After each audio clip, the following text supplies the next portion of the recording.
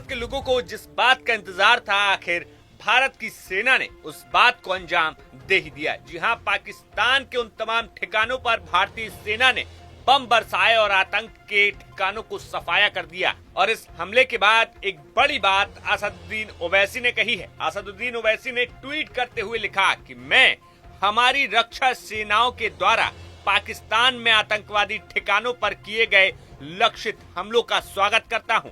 Pakistani deep state को ऐसी सख्त सीख दी जानी चाहिए कि फिर कभी दूसरा पहलगाम ना हो।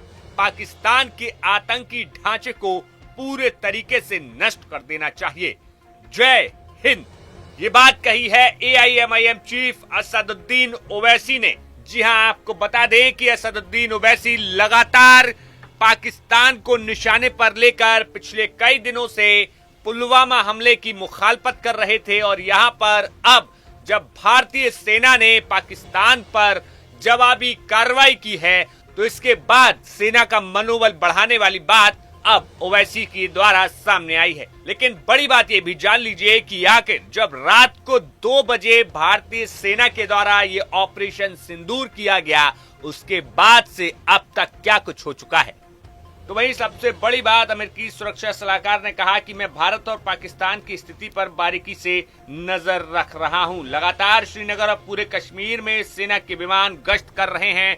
हवाई सुरक्षा को पुख्ता किया जा रहा है, किसी भी तरीके की कोई चूक ना हो, इसकी ध्यान दिया जा रहा है। तो वही सबसे बड़ी बात कि रक्षा मंत्री राजनाथ सिंह ने तमाम सेना के जो बड़े अधिकारी हैं उनके साथ बातचीत की है। उस पूरे ऑपरेशन को लेकर अपडेट लिया जा रहा है। लेकिन इस ऑपरेशन को जब अंजाम दिया गया तो इस तरीके से दिया गया कि किसी को पता नहीं चला। सबसे बड़ी बात यह थी कि सभी सेनाओं के प्रमुख अपने अपने घरों पर, अपने दफ्तरों में, घर पे बनाए हुए दफ्तर में थे।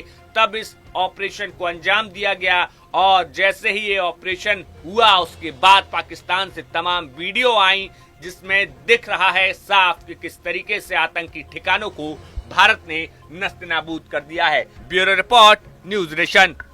भारत के लोगों को जिस बात का इंतजार था, आखिर भारत की सेना ने उस बात को अंजाम दे ही दिया। जी हां, पाकिस्तान के उन तमाम ठिकानों पर भारतीय सेना ने बम बरसाए और आतंक के ठिकानों को सफाया कर दिया। और इस हमले के बाद एक बड़ी बात असदुद्दीन ओवैसी ने कही है। असदुद्दीन ओवैसी ने ट्वीट करते हुए लिखा कि मैं हमारी रक्षा सेनाओं के द्वारा पाकिस्तान में आतंकवादी ठिकानों पर किए गए लक्षित हमलों का स्वागत करता हूं।